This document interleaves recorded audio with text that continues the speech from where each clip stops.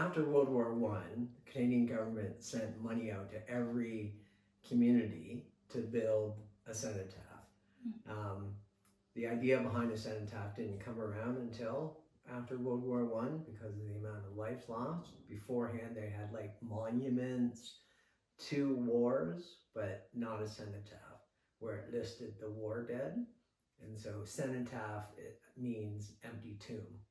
So the idea behind the cenotaph was to have basically a tomb, a grave on home soil for the souls of the men who lie overseas.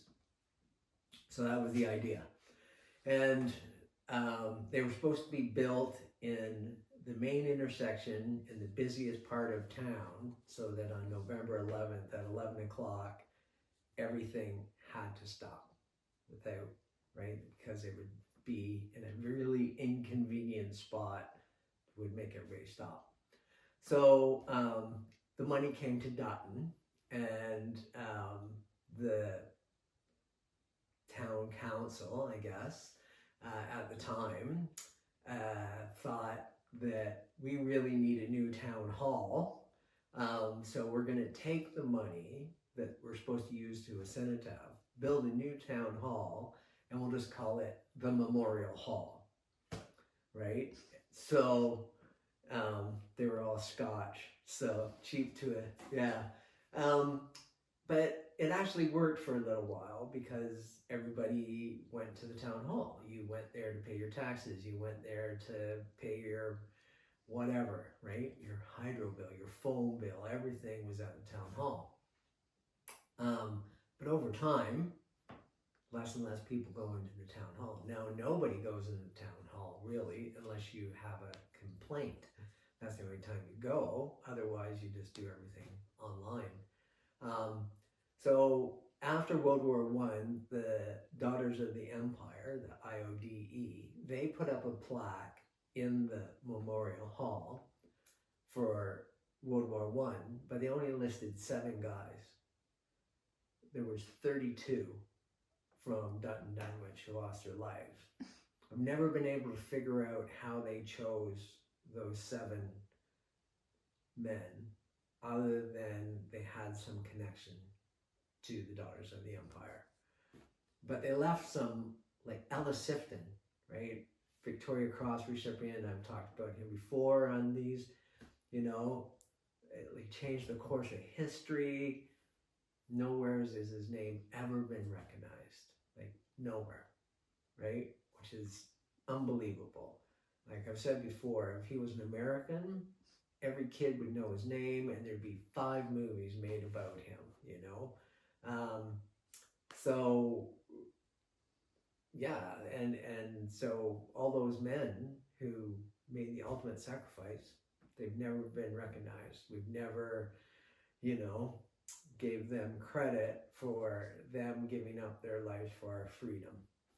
So, you know, again, Sifton is most obvious, but there were so many others, and everybody who lost their life is important in their own right, but I'm not going to mention everybody. But, you know, there was guys like Ernest Ward, who was a Bernardo baby, so a British home child, who came here to Port Talbot to live on the Lorenzo Holland farm. And lots of times people think that the Bernardo babies were like, you know, servants basically and treated like slaves, but Ernest Ward became part of the Holland family. He was best friends with the children, and he lived in the house, and he was treated like one of their own. But, you know, the call came and he was of age, so he enlisted and went overseas. And so him, along with Ella Sifton and 6 other men, died at Vimy Ridge. So 8 guys died at Vimy Ridge from Dutton Dunwich.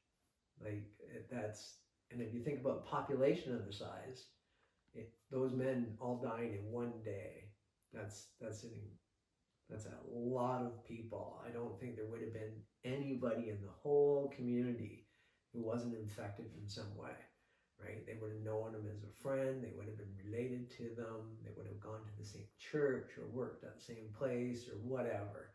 They would have known one another. And so for 8 guys to die in one day, and again, none of them have ever been recognized, right?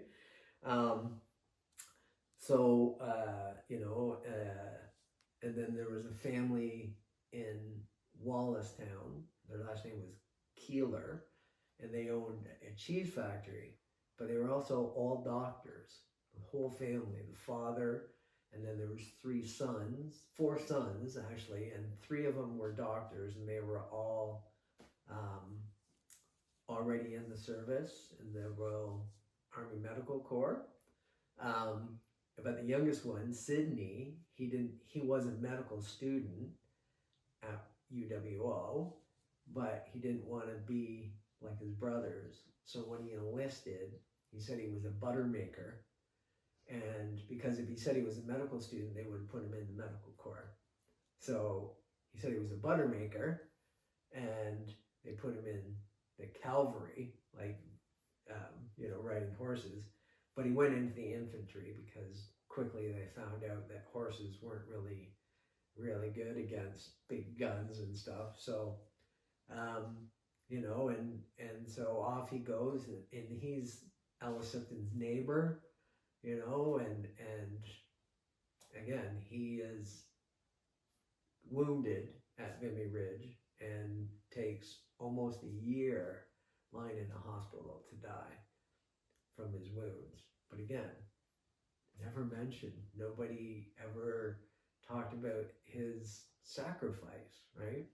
So just more and more, as the more I did Remembrance Day ceremonies and the more research I did and the more involved I got, the need for a proper cenotaph was glaring, like it just had to happen. And so the idea rolled around in my head for many years, and then I got started, and then COVID, and so I had to stop. But as soon as it was done, I started again, and now we're at the point where it's actually built in Toronto, and they're starting to engrave the names and the wars and the poem on the back, and so I'm glad that it's finally happened, but it's long overdue. And so Dutton Dunwich is a huge area, and so it goes all the way to Iona and Iona Station, and in Iona there was a general store that was owned by the Lumleys for many years, and their son, who worked in the general store up until he was an adult, and then he went to work on the railroad.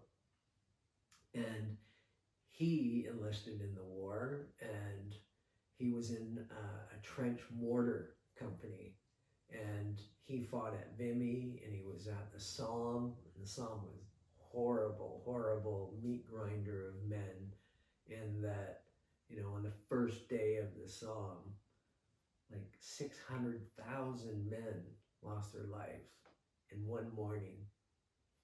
That's, now that was both sides, both German and British and the Allies, but for 600,000 men to just stop existing in one day is unbelievable. And so he survived that.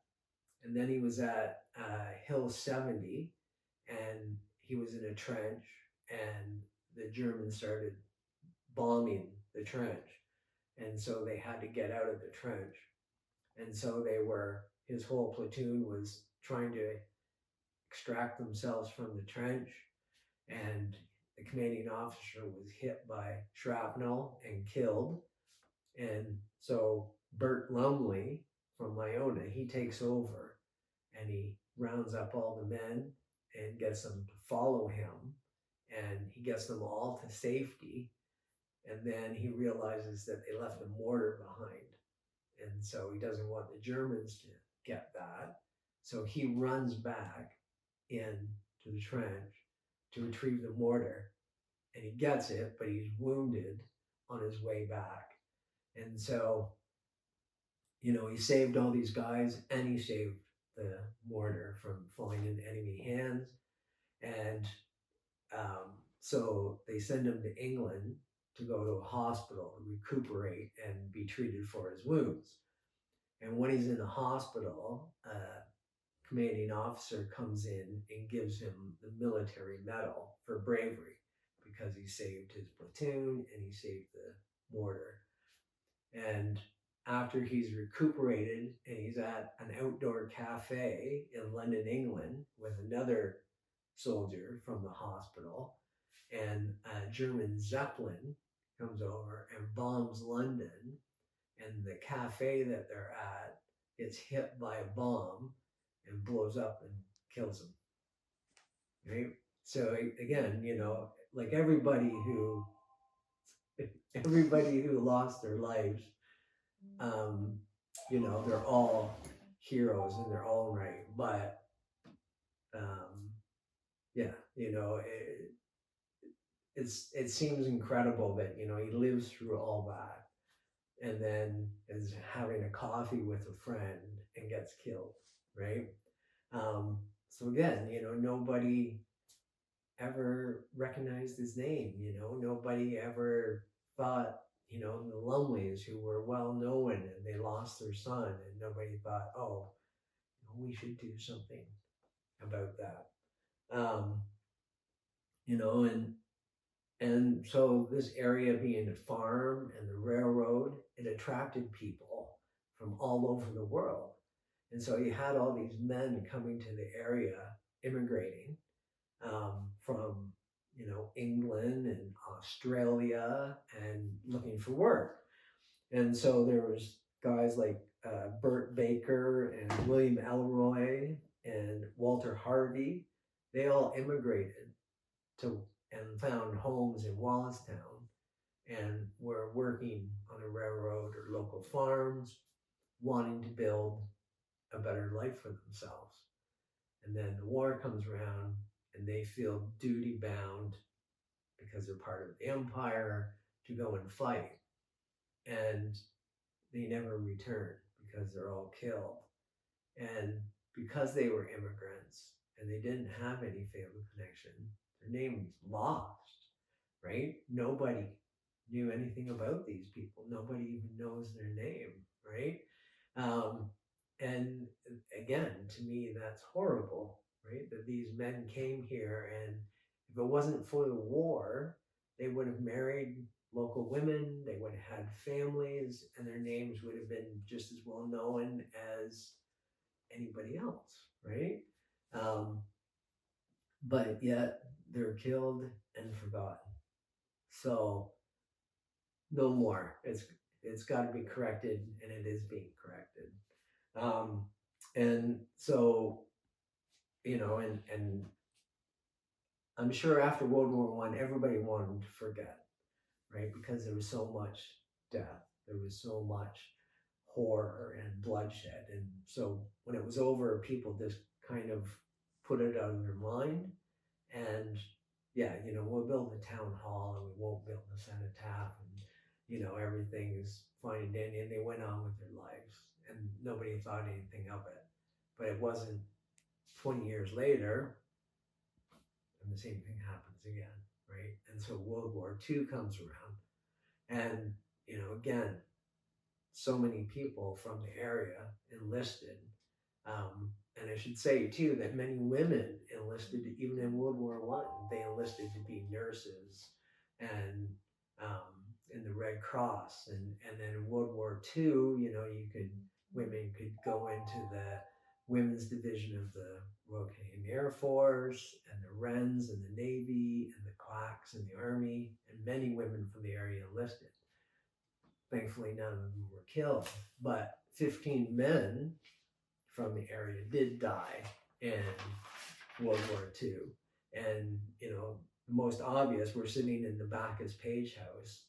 Well, George Backus, whose family built this house that we're sitting in, he was a tank crew in Holland, helping liberate Holland from German occupation. And he was, because Holland's underwater basically, and it's full of canals, and and he was walking back to his camp at night and fell into a canal and drowned, right? And so, you know, he's over there helping to liberate people, and he ends up losing his life drowning senselessly. But that's why there's no Backuses. And there are no Backuses. This house ended up being empty. And it's because the last Backus died in Holland, right? And so again, you know, nobody thought, geez, the Backuses, you know, they helped build this community. They helped found this community.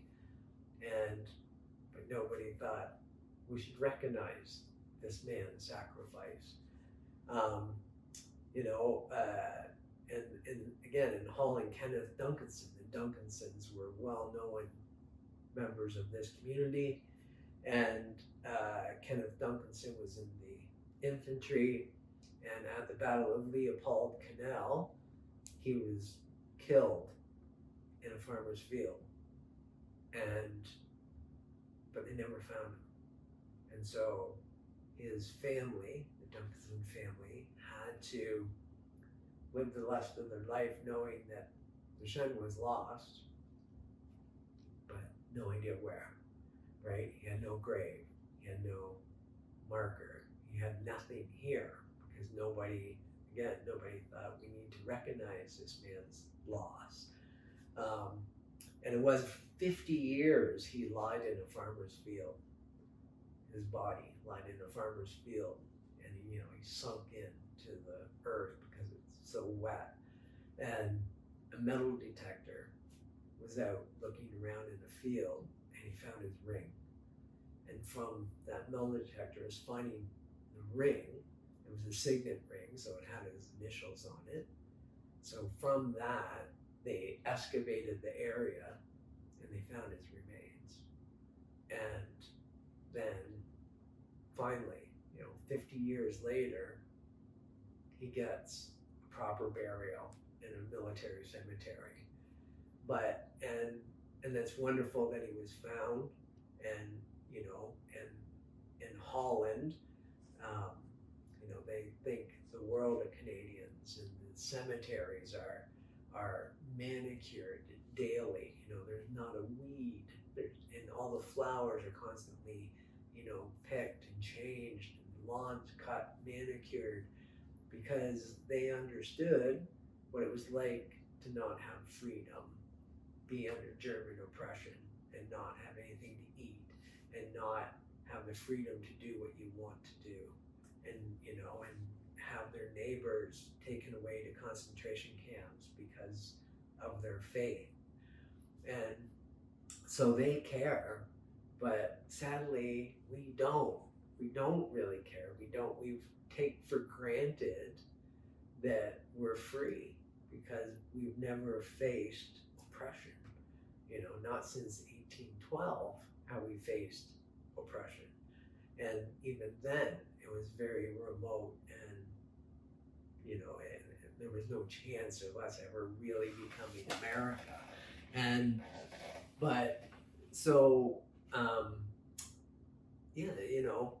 He has a military grave now, and Holland actually sent out and flew his relatives from Dutton Dunwich to Holland to be part of the service, right? So that's how much they cared about one man losing his life. But unfortunately, his hometown hasn't cared enough to recognize him. And so, again, his name is now on a cenotaph that will be in the Sons of Scotland Park.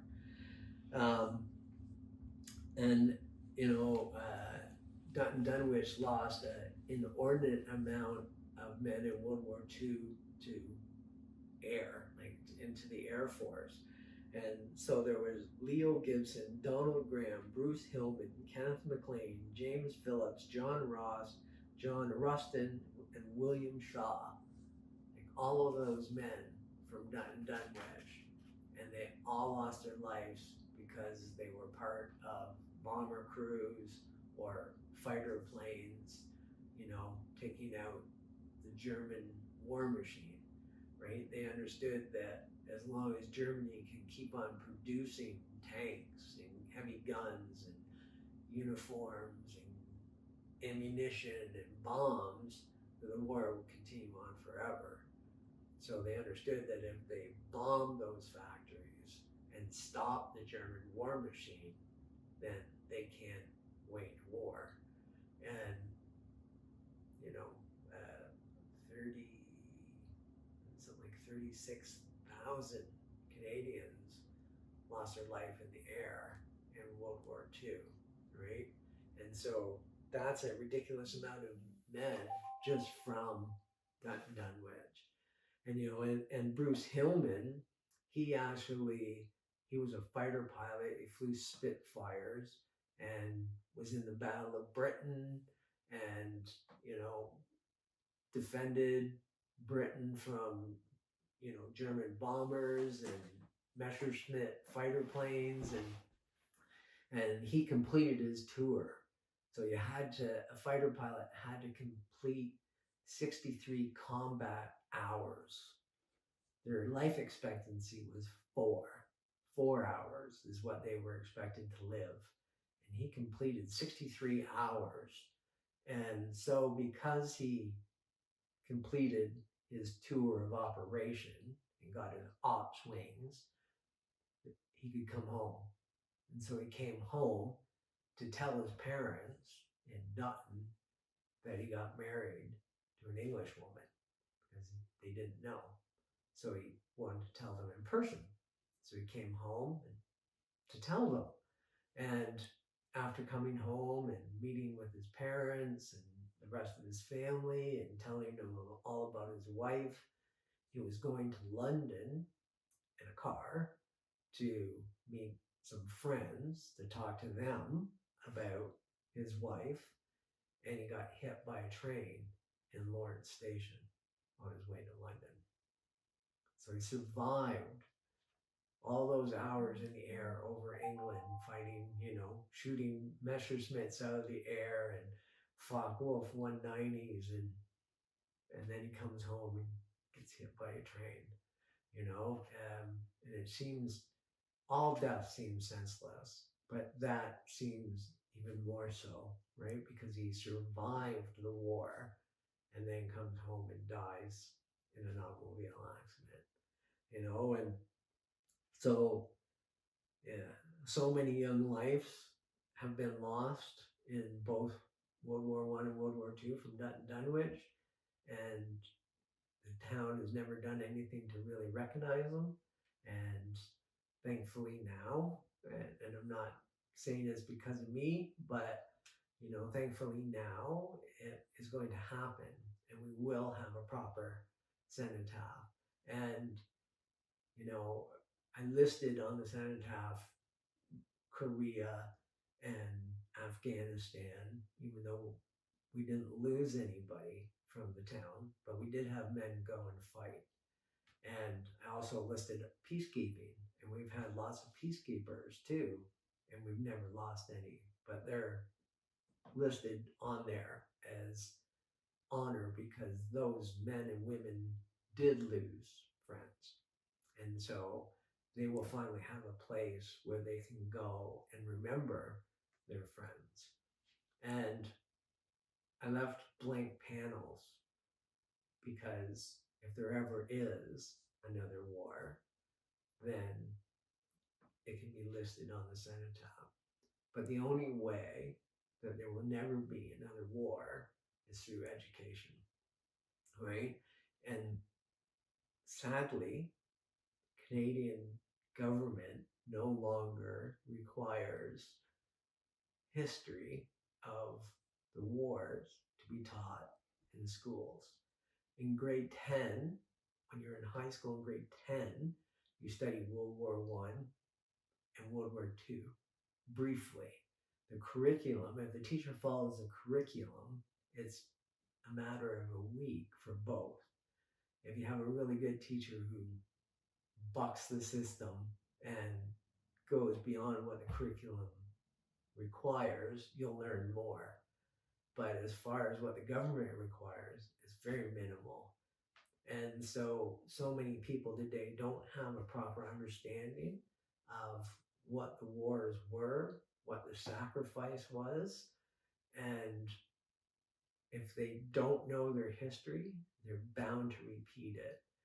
And all you have to do is look at the increase in anti-Semitism in our country and, um, you know, right-wing agenda where, there's neo-Nazi groups, right? And they don't understand what happened because they were never been taught.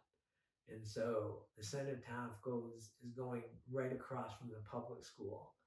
And so my hope is that the public school will take part because it's a 2-minute walk across the road. Then on November 11th at 11 o'clock, the public school will take part. And even if it just sparks one kid's interest, and one kid out of those 300 say, what's this all about?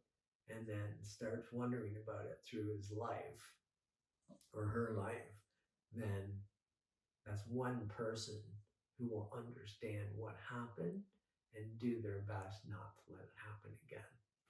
So the Cenotaph is not only to recognize those who lost their lives and those who served, but it's also a place of education so that people can learn and understand that it's up to us and future generations to not let it happen again, to not let Dutton Dunwich empty of its young men and women and have them never return, right?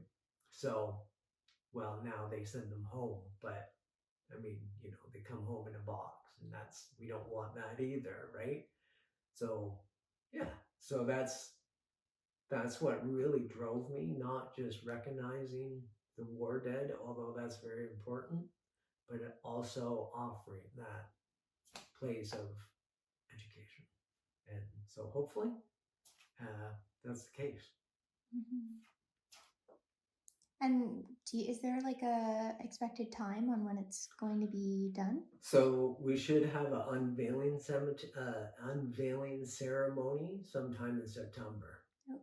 So it's all built. It just has to be engraved and Mm-hmm. then be delivered and put in place. And then so sometime in September we should have a unveiling cemetery where we will have it dedicated.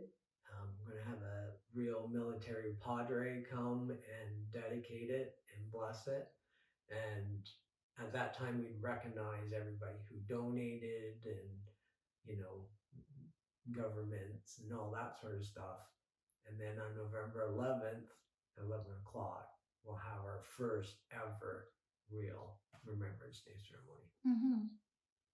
Yeah. I don't know if you said already, but how many years has this been like in the works? Because I know it's been in your mind for like many years. Yeah. Learning more and more about all the local men and women. But how long has it been since you've like put in the plans? So as soon as COVID was done, okay, that's when I put a committee together and we started fundraising and started sending out proposals to different governments and different agencies, and we raised $140,000, and that's we raised $140,000 in like 10 months, which is amazing. Mm-hmm. And it's a very unique cemetery. It's not a standard type of cemetery. If you looked at it from above, it's a big U. And so you actually can sit in the middle of it and be surrounded by the war dead. So it gives you a sense of, even though it's in a park and there's a splash pad and a walking path and everything around it, it's nestled in amongst a bunch of mature trees. And because you're in a U, it gives you a sense of solitude. Mm-hmm.